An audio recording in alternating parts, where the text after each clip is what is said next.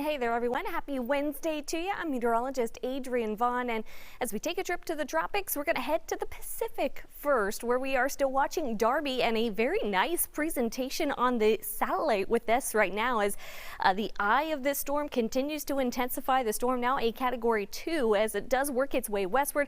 We're not anticipating any real issues with this one except for increased swells across the southern beaches of Hawaii. It may bring in a little bit of moisture to the island as we head towards the upcoming weekend, but it's going to be beneficial moisture. Hawaii dealing with some significant drought conditions at this time. They're actually getting in on some moisture from what was Bonnie that we tracked last week. But Darby, again, still a hurricane Category 2 storm, max sustained winds at 110 miles per hour. It is going to start to encounter more shear and drier air as it works its way closer to the weekend time frame. So you'll notice by the time we get towards probably Saturday and certainly by Sunday, this storm going to be a thing of the past, but nonetheless it is impressive with where it is at this current time. And aside from that, that's really the big troublemaker that we're watching right now in the tropics. The Atlantic Basin still very quiet and anticipating zero activity here as we head through the next 5 days. The National Hurricane Center does not have any areas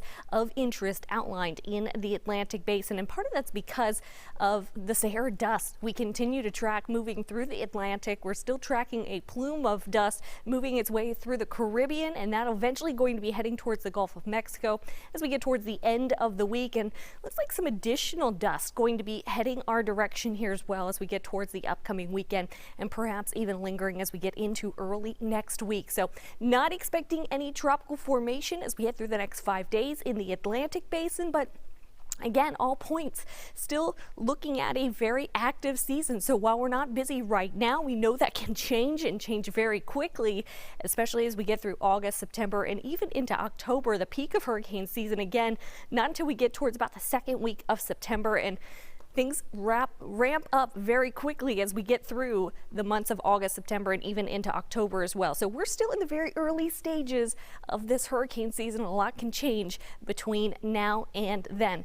Of course, you want to download that Fox 26 weather app to stay on top of it. And you can always follow me on Twitter, Facebook, and also on Instagram.